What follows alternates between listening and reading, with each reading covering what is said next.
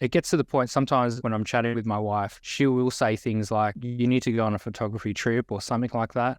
Like I need to go out and shoot sunrise. I need to do these things that really just reset my brain. What did your schedule look like when you were working a full-time job and earning 5 times your salary from a side hustle? We were one of the first to bring onesies to Australia. I can say we were the first to import NutriBullets into Australia. You've got over 100,000 followers. So many people can see the lifestyle you've got where you get to travel all over the world. What's it actually like? Welcome to the Oasis podcast, the show that is all about encouraging and equipping people who are passionate about creativity. Hosted by myself, Nathan Hyratt, and Big Dog Rob, aka Rob, aka Robert. the big dog. It's me. You may be wondering why we're in this space right now. It's because we have a special guest today. We have the one and only Ben Mackay. He's an absolute gun, photographer, videographer, just weapon in general. And we're so excited to show you. Are we showing him? We're interviewing him. So stay tuned for that. You might be familiar with some of Ben's work. You can find him on Instagram at Ben Mack _. He's got 114,000 followers. So he must be doing something right. He's a gun. I told you. He is. I told you he was a gun. He is a gun. He's got some absolutely stunning ocean visuals. You definitely want to go check out. Definitely check out. But after the podcast, listen to the podcast and watch it, and then you can do that. But yeah, let's get into it. Well, Ben, welcome to the pod, bro. It's good to be here. Appreciate you guys having me on. Great. Thanks for being here. It's a pretty big deal because you are officially the first guest that we've got on the Oasis podcast. Come on. I know Rob's been pretty excited about it. Yeah. It's a big deal, bro. It's a big deal. I'm honored. Thanks, guys. Our pleasure, man. And I'm really, really excited to just get to hear your story about where you got to where you are today and all that you're doing in the creative space. I always get really inspired hearing people's stories just of how they got to where they are. Just because I think it attaches so much more humanity and relatability when you get to hear the journey that other people have gone through. So I'm really keen for this. Yeah. Well, it sounds exciting. Hopefully I've got something to say. Hopefully it's half interesting. I'm sure it is. Well, to start things off, do you want to just tell us maybe a little bit about yourself and I guess where you're at in life now, what you're doing within the creative space? Give us a little bit of a snapshot. Yeah, for sure. So I think, I guess for me personally right now, there's probably a couple of different arms to what I do creatively. It's my income. This is what I do for a living. Most of that, I would say, is probably maybe 50 to 70% is like freelance video and photo. Mm-hmm. So a bit of a camera trigger for hire. And then the other half is a kind of a mix between my artwork that I sell, and social media things that I do. So that includes like Instagram, YouTube. And yeah, so I guess, yeah, that's me. I'm a photo and video guy. What I hear is you're just a weapon, so it's good to know. I don't know about that. When you talk about those different things that you do, could you maybe even, I guess, speak a little bit more into, like, say you do a whole lot of freelance video stuff. What are some of the different things that you do? I would say probably in terms of the freelance work, it's a bit of a mix between, I do a lot of tourism type work, which is what I love. Like that's the stuff that I love doing the most. But I also do a whole bunch of other stuff. So we've got, like with my own personal business, we've got a couple of retainer clients that we have. So we shoot regular videos for them. But then, I'll do the odd wedding here and there. But yeah, it's mainly like we do a lot of social media production stuff. And I think that's where I think most of the commercial work is starting to move towards now. People looking for videos for, they don't really, they're not looking for videos for like website or anything as much anymore. So there's a lot more production for social media and stuff. So that's something that we specialized. Like when I say we, it's like me and the wife. We do a lot of that together. Mhm. Are there any notable brands that you have worked for or do work with that you could name drop? Like on the regular basis, there's not a lot. I mean, there's a couple of tech brands that I've worked with quite often, and that's like Logitech, Dell. We do a lot of tourism stuff for like Accor. Hilton Hotels is another one that we've done work with a lot regularly. I don't know. We pretty much do. I mean, I suppose now we can be a little bit more selective with what we do, just because our portfolio is starting to fill out a little bit now. Yeah. But I generally, when I get a project come across like my desk, if it excites me, then I'm willing to give it a crack. If I haven't shot it before, then I'm willing to give it a crack, which is kind of counterintuitive to a lot of other people. They kind of only want to do the things that they know, where I'm the exact opposite. If I haven't shot it, I'm excited, and so that's kind of what keeps me fresh, I think. But yeah, we work with a whole bunch of different brands. You also mentioned that you get, I guess, a decent chunk of your income from like artwork that you sell. Yep. I know that's really hard to do to, I guess, a sizable chunk of income from that. What does the artwork kind of side of things look like for you? For anyone that hasn't seen my social media, it's mainly like ocean based photography and video as well, like especially because, you know, social media is definitely moving into video a lot more over the last couple of years. But yeah, I shoot a lot of the ocean, and that's basically my main artwork. So that's my passion, and that's, if anything, if I could give up all of my freelance work, I definitely would.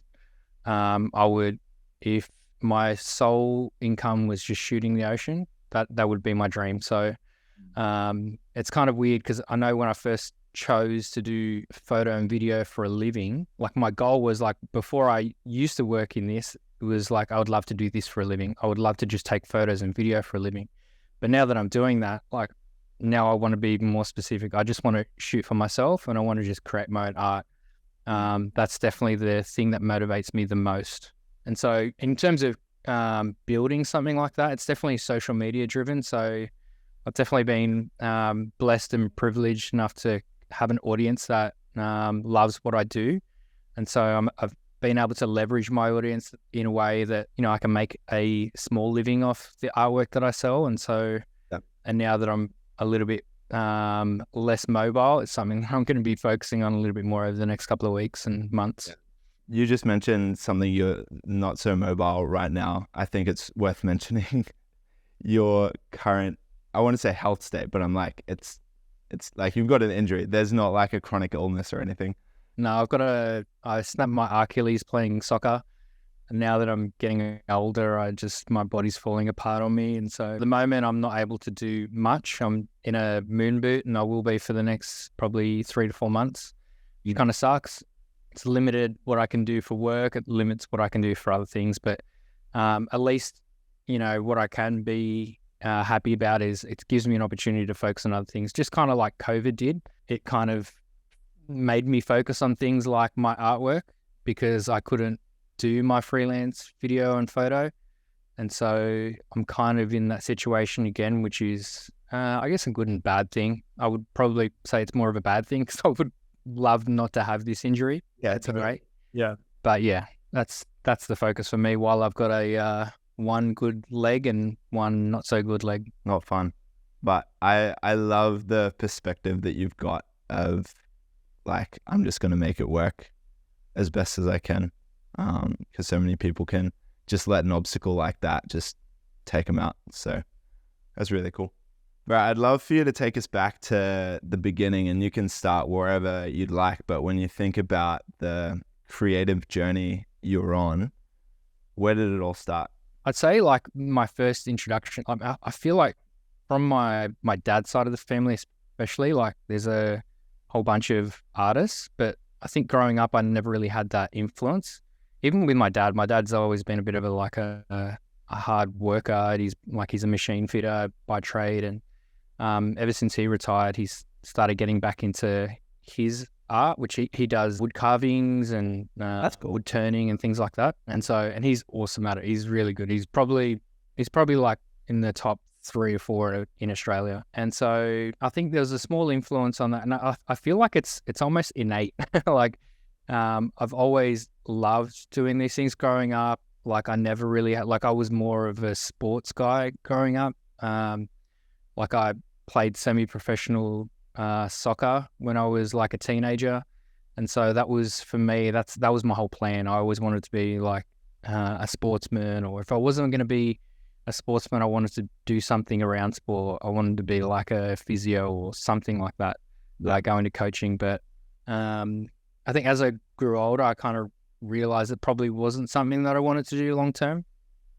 And then so I just started getting a job in sales and marketing. And then I mean, fast forward that from about 18 through to, I think when I was 31, I've been working in sales and marketing for a whole bunch of different large drinks businesses like Coke and Red Bull and a few wine and liquor companies. I got to this point where I was interviewing for a position which was quite senior, and I had this realization, like, is this what I really want to do for the next 20 years?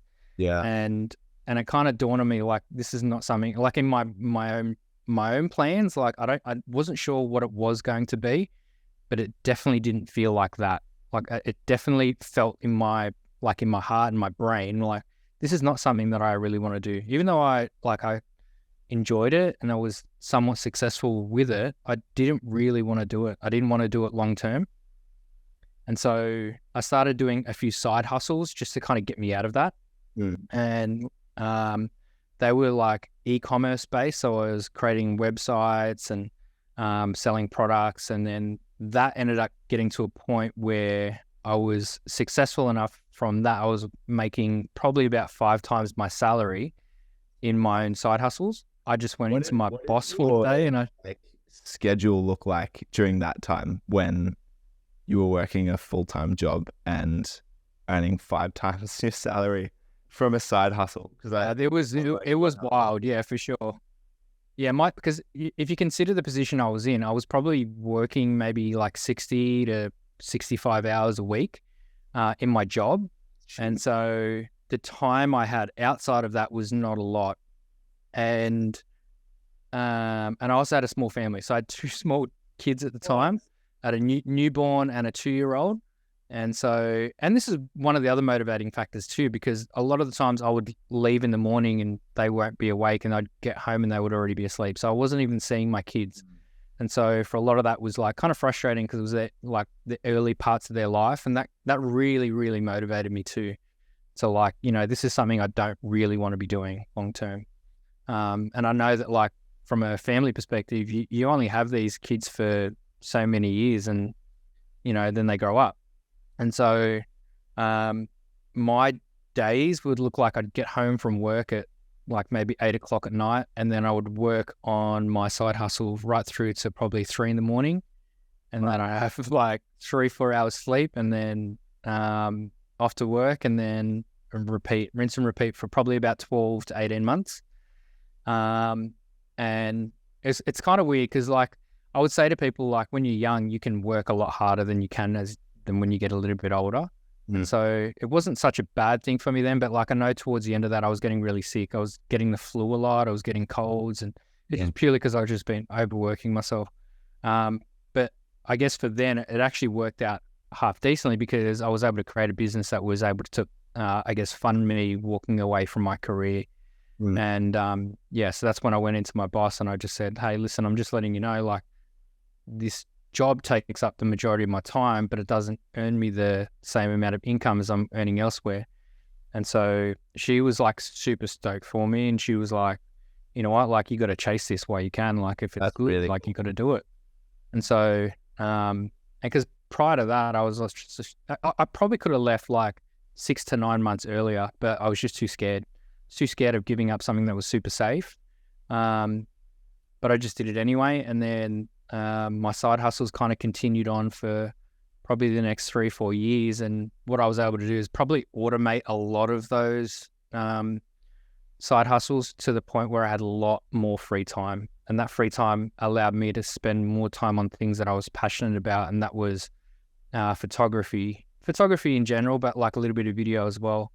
And as that started to really ramp up, I was spending less time in my side hustle businesses, and I actually just got sick of doing those too, because they weren't my end goal either. They were just the transition point for me.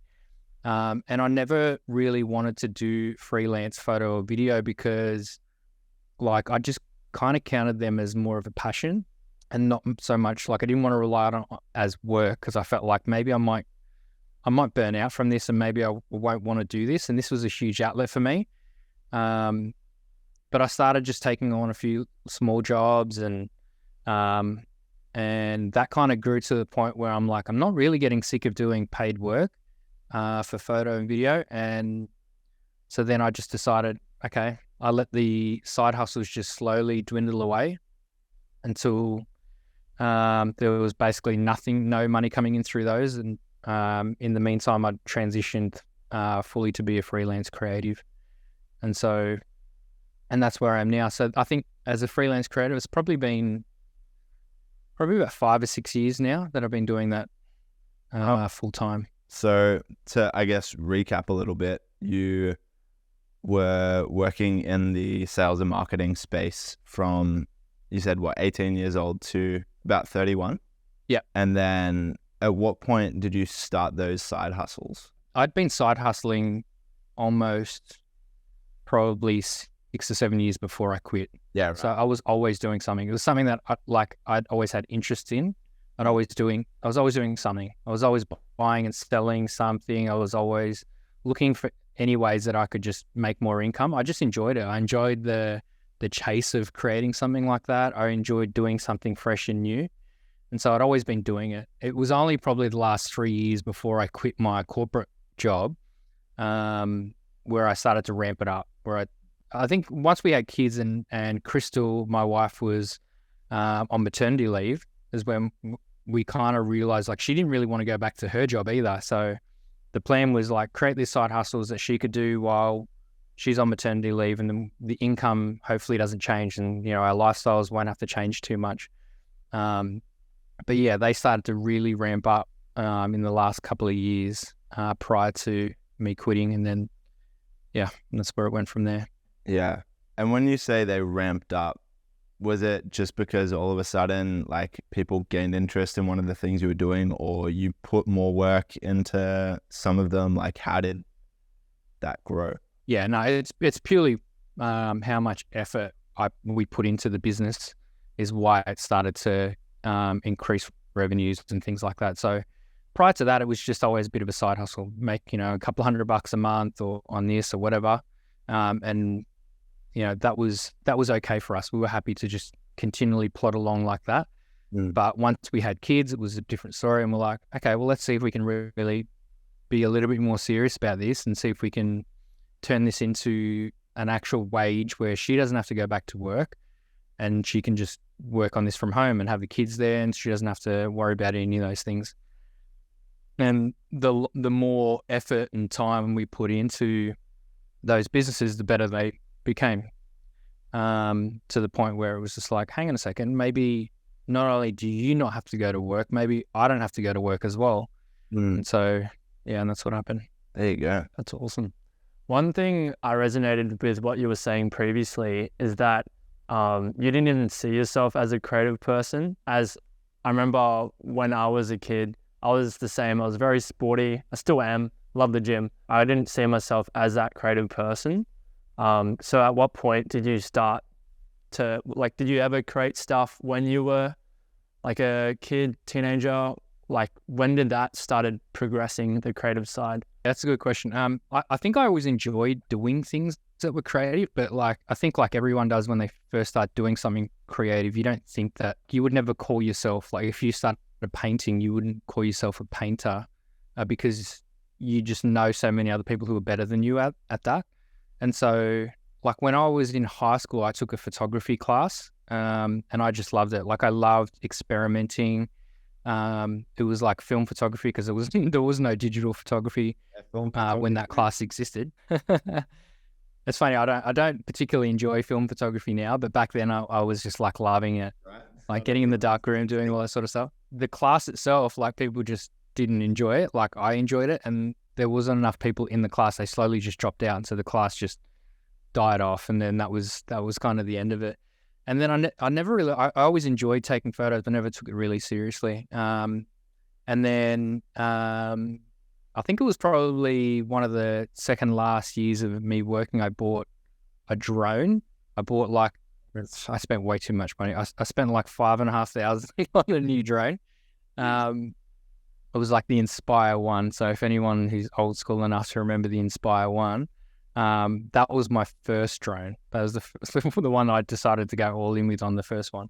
And then it just I just enjoyed it. I just love seeing the world from a whole new perspective. And just things that and I felt like one of the things that I suppose allowed me to feel like I was more of a creative as I was doing things that no one else was doing.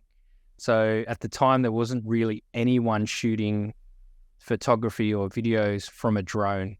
If anything came from an aerial perspective, it was either from a helicopter or it was some, plane or something like that. So getting this in-between space of like 50 feet to like 300 feet, there was just none of that. And so when the work was terrible, but it was just so unique, right? So everyone who had a drone back then was like, wow, this is insane. This is crazy. And I felt like I had that good positive feedback loop because it just hadn't been seen before. It's just basically someone just taking a photo, but just higher. And there was nothing special to it. There was no composition to the photos. They were just, they're just photos from the air. Right. But the feedback loop kind of made me feel like, okay, this is good. People are enjoying seeing things like this just as I am creating it. And then as time went on, I really pressed on, and I suppose I felt comfortable with my growth curve enough to feel like, maybe I enjoyed it enough to a point where, because I don't think anyone, sorry, I'm just getting a little bit sidetracked. I don't think anyone is not creative. Right. I don't think anyone's born just as this pure genius. I think everyone has to work on it. It's like a muscle, I think creativity is. And so anyone can be creative, but not everyone chooses to be. And so I think back then, even though I always enjoyed it, I never considered myself as a creative, but over time, just working that muscle, it became stronger, and it became to a point where mentally I felt like I was comfortable with what I was doing. But never satisfied. So the growth was always I'm always searching for that growth. I'm always looking for the next step. How do I become better? How do I look at others and see what they're doing? How do I apply that to what I'm doing? And then things just grew from there, I think. But yeah, as a young person, I always thought I could be because I enjoyed it. But I never pursued it as much until later in life. That's awesome, bro. So you're one of the OGs of drones. Yeah, I'm definitely one of the OGs, that's for sure. The other week I found this photo book at the library, and it's all drone photos, and I think it's from that era because there's just so many shots where it's there's just no thought to composition. It was probably one of yours. Yeah. Yeah. Have you done a book like that before? I have done a few books, but no, I haven't. I don't think it'd be in a library, that's for sure. But yeah, I can completely resonate with that. But because it's so fresh, it didn't matter. Totally. It's I think it's people shooting color for the first time would have had the same thing. You can just shoot anything as long as it's colorful. People are like, whoa, this is amazing. Yeah, because it just catches people's eye because it's new and it's something they've not seen before. Yeah, for sure. But I think as anyone progresses with it, you start to learn different concepts, right? You start to learn different ways of. I mean, it's kind of weird, right? And I know people talk about this all the time, but there's rules to photography and video and things like that. But then once you learn them, you understand how to not use them or how to break them and how to break them effectively, where you become a little bit more unique in what you do and how you forge your own style or how you do things. And so, but you need to really understand some of those basic composition techniques for you to then understand on how when to use it and when not to use it. But when drones were first out, people were just sending cameras skyward and snapping anything. Didn't matter. Yeah, and there wasn't much laws back in the day, so you could probably shoot anywhere, right? Yeah, it was definitely one of the great things. You could do whatever you like. I've got I've still got photo and video from like the Harbour Bridge and the Opera House where you could just fly around the harbour. There were no rules back then. I can't post it now because people would people would rip into me. But you could if you wanted to. I could, but yeah, I don't because I don't want to promote that either. Yeah, totally. I'm definitely an advocate of, following the law. Yeah, It's a fair shout. Don't want to go to jail. I'm really curious, what were some of the side hustles you guys had going on? So most of them, we had probably 3 or 4 different businesses going at any given time. Most of them were website based. So I had a couple of websites which I would just write for a certain topic or interest, and then I would sell ads to them. So that was one. So I had an NRL page where I would just talk about, actually it was just team lists. So every Tuesday the NRL team lists get released. And so I had a website which just allowed people to go on there and see what teams. Now it's so much easy to get those team lists because they're just available everywhere. But back then you'd have to go to the specific website of a current team, and then their team would be updated at say 3 o'clock every Tuesday. And then I would just copy and paste it and put it on my one page. So all of the teams are in the one spot. And then I would have a mailing list where people could sign up to, and then I would just email people hey, this is the current team list for this week. And so people would use that for their fantasy teams or whatever. But I would just run ads. I'd put ads in my emails. I'd put ads on the website, and then slowly over time it just became less relevant because there was just the information was so much easily more accessible. And then so that was one. But the big ones for us were importing goods and then rebranding them, creating a whole new marketing strategy, and then selling them from to an Australian audience. So a lot of people, when they hear about it, they're oh, did you do drop shipping? And I was like, no, I didn't. I never bothered with drop shipping. I'd always import the product so it's here locally. I kind of took the Amazon approach, which is Amazon in the States, it's not quite the same here in Australia, but in the States, if you order something on Amazon, in a lot of places you can get it within the hour. And so just based on what I knew from current trends were, people are happy to pay higher price for a product if they know 2 things. If it's a local business, like an Australian business, not like a Chinese business or something. And then 2, if they can get it quickly. And so because I had the products here, I would just store them in my garage, would repack them, repackage them, put all of our own labels and barcodes and everything, create the website. Everything looks like we were a proper business. And then we would be able to ship it to them express the next day. And I found that we could sell certain products for a premium. And that's what we did. So one of them we did costumes. We were one of the first to bring onesies to Australia. And so that business was great for us. We ran that for probably almost 10 years, actually. We only shut it down maybe 2 years ago. Dang. So you started the onesie. Is that what you're saying to us? I would say we were probably, there was one other business doing it in Australia, but we were definitely up there with, after us, there was probably another 50 other brands that launched, but we were definitely number 2. I remember there was one other company doing it. But you're the better company, right? Yeah. Oh, we were way better. But yeah, so that was a good one. And then we had a fitness products one. So we did it's mainly women focused, activewear and workout gear and stuff like that. So that was another one. We did blenders. We did a whole bunch of stuff. Wow. I can say we were the first to import NutriBullets into Australia. Wow. The NutriBullets didn't last long. Target ended up getting it, and then they undercut us by a heap. But it was good while it lasted. We had that business for maybe 4 months. And that's when you started to pick up a camera and you're like, why not give this a go? If Target's undercutting me, then I might as well just get the drone up. Yeah, stuff you, Target. I'm gonna buy a $5,000 drone instead. So how old were you when you quit that full-time job to just roll with the side hustles? I was 31. I was 31 when I quit my job, which is a little bit weird as well because it's such a weird thing because I know probably there's a lot of people, if you're a creative and you want to do this for your life, this is what you want to do with yourself. but you're kind of stuck in a job. It's one of the really difficult things because I don't recommend anyone just quit their job and just like start doing it. And in my position, it was even worse because I had a mortgage. I had 2 young children, like 2 kids under like 3. And so it was a bit of a risk. But at the same time, like one thing I always say to people, like when you do take the leap and the jump, you got to weigh up like what's the worst case scenario here. And the worst case scenario is it doesn't work out and you go back to the job that you just left.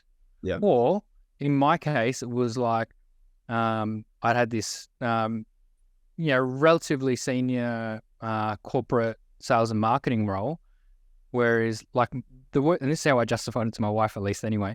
And, the worst case scenario is I go back to working in the industry, but then I go back to a company that pays me way more. So, like really, when you consider the leap, it's such a difficult decision to do, but at the same time, it's not, because like the worst case scenarios are not actually that scary. But I also don't recommend people just do it and then like think, the worst case scenario is not that bad. But you still want to work at it. Like you want to build yourself to a point where you can actually do it and make it work. You want to give yourself the best chance of making it work, because if you do jump and then you have to go back to working somewhere else, it's going to be difficult for you to do it again in the future. And so you want to give us your best shot at it the first go, hopefully. How was it like the first few months of jumping ship and sort of going full time with being a creative? Well, that was a little bit different because I think the first leap was not going into being a creative, it was going into like the e-commerce side of things. And so it was a little bit easy because we had so much more money than my job was paying me. So it was a really easy thing for me to go, well, I don't have to rely on that income anymore because I've got it coming in elsewhere. And then the transition from that through to, it was kind of like almost an even crossover. As my freelance business started picking up, I was neglecting what I was doing with our side hustles. So it just kind of crossed over, and it got to the point where I'm like, I don't even want to do it. Like my motivation's not there. I'm not really spending any of my time there. I don't want to be spending my time there. I just want to take photos. I want to do the things that I want to do. And so it was kind of like an even crossover. The more money I was losing somewhere, I was picking it up in my freelance business. And so that was a pretty easy transition, I think, for me. How did you get some of your first freelance jobs? I'd say probably the majority of them came through, like I was just doing the ones for free. So I started doing free jobs, build up your portfolio, and then every now and like I think most of my first ones were like real estate, like taking photos of houses, and I did a wedding, like one wedding I did a video for a wedding, and that was great because it really kind of kick-started. It was like a nice lump sum of money, and because generally weddings pay more than just doing the odd real estate job. But yeah, that's kind of how it started, especially because like I had the drone, and it was like a very high quality drone at the time. I was able, and no real estate agent at the time was willing to pay a professional drone company to do it, because none of the photographers or video guys were doing drone, because none of them knew anything about it, and none of them wanted to invest in it because they didn't know. It was like too much of a learning curve for them. It's like much easier now. Like even like most of the real estate agents have their own drones now, or at least they've got like some sort of team that looks after it, and it's not a thing. But yeah, back then I was doing a lot of drone stuff because there was just no one else around doing it. And I think a lot of people probably found me through social media as well. They're like, oh, this guy's got a drone. Like, let's just get him to take some photos of this, massive property for us. And so that's where it kind of probably started there. It's weird because those jobs I really hated doing. I hated them so much that like I just slowly increased my prices until I priced myself out, because I'm like, I hate doing it. So if I'm going to do it, I'm going to get paid to do it. Yeah. And so it got to the point where it was like, they were asking me to do it, and I'm like, yeah, it's this much. And they'll be like, we'll get back to you. And then they didn't get back to me because my prices were way too much. So you mentioned your social media played a role in there, and I think helping you get some of those gigs. Were you sharing a lot of the content you were capturing with your drone back in those days? I wasn't actually, and I pretty much still don't share a lot of my own commercial work on my social media. My social media is almost almost exclusive to what I want to shoot. I treat that as my like creative outlet almost. I mean, people can do whatever they want with their social media, but I just choose not to. It just happened to be that people just like, if they appreciated what I was doing, they knew that I was good enough to do what I was doing. So they would just assume that I could do these other jobs. Yeah. And that's still true to like today. Like people ask me to film stuff, even though my social media doesn't cover any of that. Like right now I've been shooting this dad jokes thing for these guys. So it's like covering, like, you may or may not have seen it across social media, but these guys, like this guy just hit me up going, "Hey, I see you do videos. Can you come and shoot these dad jokes for us?" I was like, "Yeah, I can do it." But like my social media doesn't look like I should be able to shoot that at all. Yeah. Every now and then I might share a story of me doing some freelance work, but mainly I don't. Like I very, very rarely share the stuff that I do there. I've thought about like maybe creating another social media page just for that, but I just can't be bothered. Like I feel like I've got so many other things that I'm juggling. I don't know. Yeah. It's just too much work. Well, if you're getting enough work without, I guess, for lack of a better term, like polluting the social media page you've got now with all this other work, why not just leave it as is, you know? Yeah, for sure. And I think as well as like I'm conscious of the fact that I don't want to pollute or dilute at least like my work, because like my ultimate goal is to not do freelance and it's just to do my own art. And if I can get paid to just do those things, like I'm in like the most perfect spot ever, I think. And so that's what I prefer to do. So I don't want to diminish those things at this point in time, because I'm kind of thinking about the future with that. And I don't want to, like, I want to maintain, like, I don't want to pick up more freelance work if what I'm doing, I mean, if you speak to my wife, she'll say like, we need to do more. If you speak to me, I say I want to do less, because I want to focus on my own art. But yeah, she's the wiser one. I probably should get more. Well, how do you find the balance between, I remember we were chatting before the podcast about how your Instagram is like an outlet for you. How do you find the balance between the creative side and the business side to running a creative business? Because you really love shooting, but you also still need to run the business. And that's a really good question, because I think a lot of people who may have like two different, like there's really two legs to my creative journey. Like there's things that I do for other people and there's things that I do for me. And I need to separate that, because if I only did things for other people, I think I would burn out. I would definitely not be doing freelance work for other people if that was all I was doing. I have to be shooting for myself, and it's super important. And it gets to the point sometimes, even like when I'm chatting with my wife, she will say things like, you need to go on a photography trip or something like that. Like I need to go out and shoot sunrise. I need to do these things that really just reset my brain. So then I can work my best for other people. Because working for other people, even though, yeah, you are working for yourself, you're still working, like there's other people that are your boss. Like they just change up every time you do a new freelance job. And that, for people who go freelance, is like, that's the part that you don't think about. You don't think about that when you're like, I'm working for myself. You're not really, you're just working a job for other people and you're just doing a different one every week. So yeah, for me, I definitely choose to do that. And one thing we did speak about before was like, while I'm editing, like I need to take a break every couple of hours and just edit something that I've shot for myself. Or likewise, if I'm shooting a lot for other people, I need to take a day or even 2 days or a whole weekend or a whole week where I can just go and do my own thing.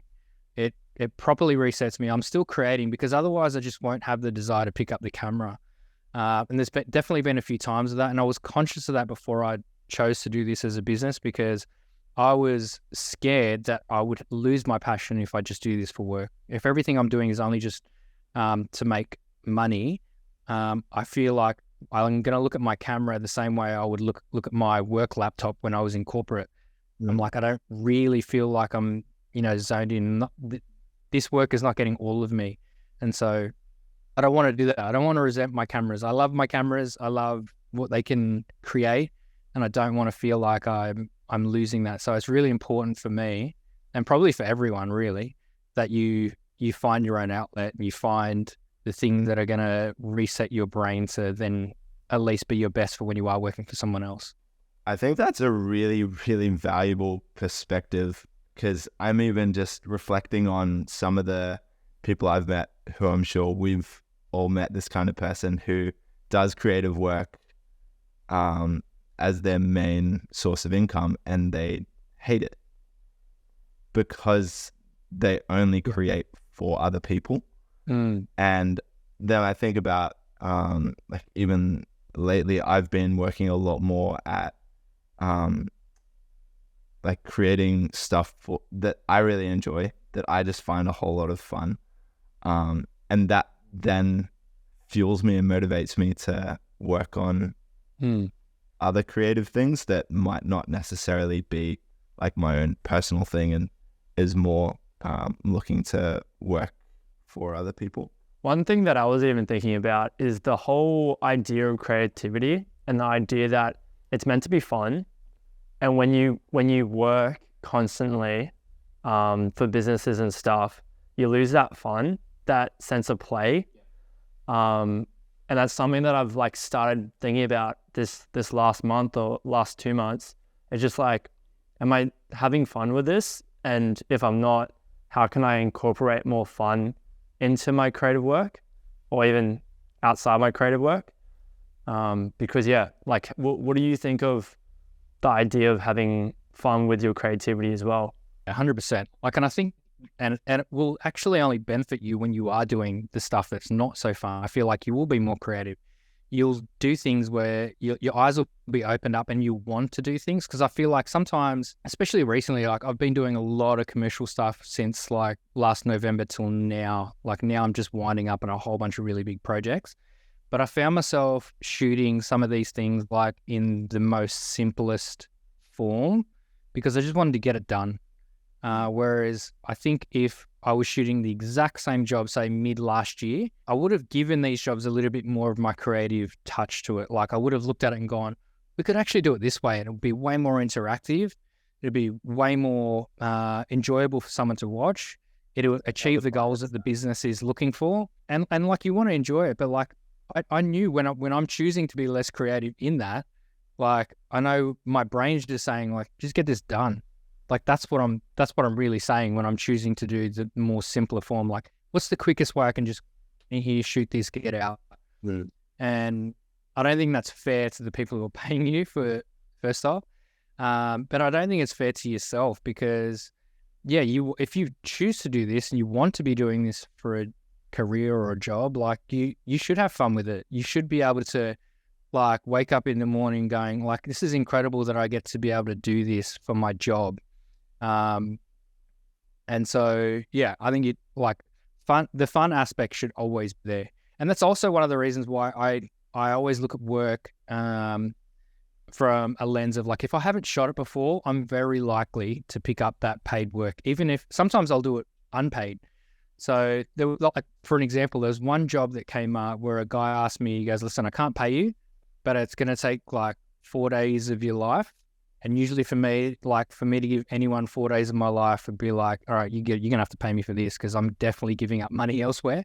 But it was to shoot. It's a very unique opportunity. It was like to shoot. He makes these like hand plane surfboard things, like just like body surfers. And what he was doing was he was taking plastic out of the ocean and then recreating it. So they were taking it out of the Great Barrier Reef.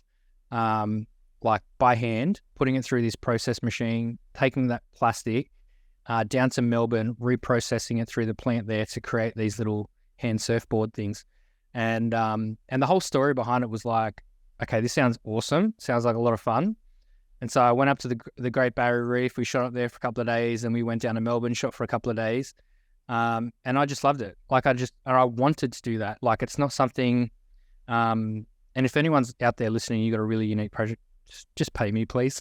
But yeah, I really wanted to do things like that. Whereas I think if you're in a mindset of just like, oh, I'm not sure if I could do this, well, and then like, I'm just used to shooting weddings. Like weddings is what I do.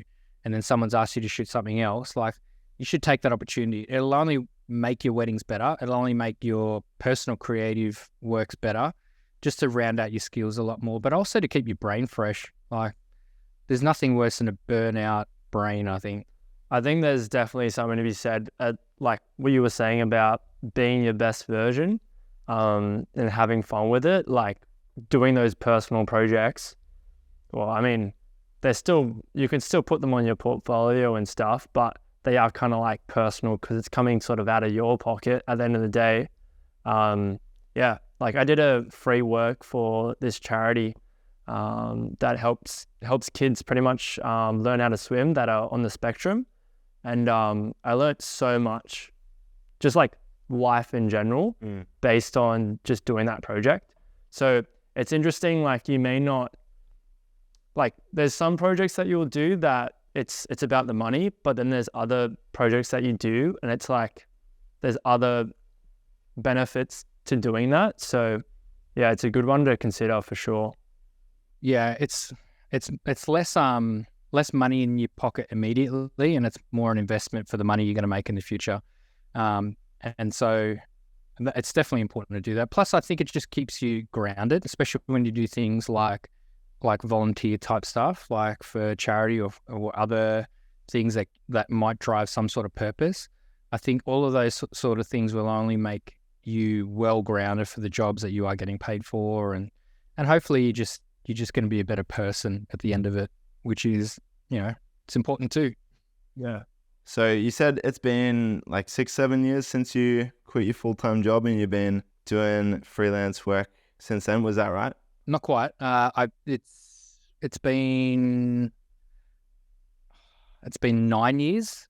9 years since I quit my full-time job, and it's been probably about 5 or 6 years where I've just been doing freelance photo and video. And so these days, I think it was kind of implied in some of the jobs you talked about before, but you get to travel a whole lot with what you do. And for anyone who doesn't already follow you on Instagram, like you've got over 100,000 followers, which is insane. So many people can look at an Instagram page like that and see the lifestyle you've got where you get to travel all over the world. What's it actually like? You're right. Like, and I'm definitely blessed to have so many people like choose to support and follow what I do and enjoy it. And so I don't take that for granted, and I never have, and I don't think I ever will. But at the same time, it doesn't drive my identity for things either. So like if it all went away, like I'm okay with that too. But in terms of what it's like from a lifestyle perspective, it's great. Like I do love it. Like, and that's one of the things I set out, like once I started gaining a little bit of traction, a little bit of a following and an audience, I wanted to just, like, one of the goals that I'd set out was to, like, if I could just travel, because travel has always been a big part of my life. If I could just travel through this, like, for free, this would be amazing. This would 100% be one of the best things ever. And then now that I've got that, like, all I just want to do is get paid and travel. And so, and sometimes it's both. Like, I still do ones where people are like, hey, listen, like, we'll pay for you to come, or we'll pay you to come and shoot this or whatever. We'll pay for those things, but we won't pay you. So it's basically more of a contra deal. They're like, hey, come and shoot some things for our hotel. You can stay for a week or whatever. And it's great fun. Sometimes it's not. Sometimes it definitely isn't. There's definitely times where it looks more glamorous than it is. And that's only because, like, your brief of what you're shooting is just so comprehensive. So one of the, like, for an example, some of the work I've been doing with Hilton has been so intense in terms of the workload. And because I travel with my family almost all the time, we got 3 kids. It's difficult. It's difficult for me to be in full work mode when I've got my whole family there too.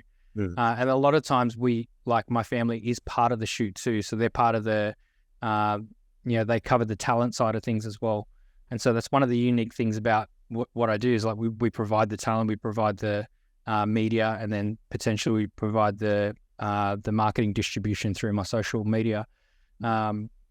But yeah, sometimes it can be really difficult. Like it's weird because I'm not going to say that I don't enjoy it. It's one of the best things ever. Even when I'm working flat out, I love it. Like to go to another country and to shoot a hotel, it's like a dream. It's something that I really enjoy doing, and it's something that if I could do that a lot more, I'd be a happy person.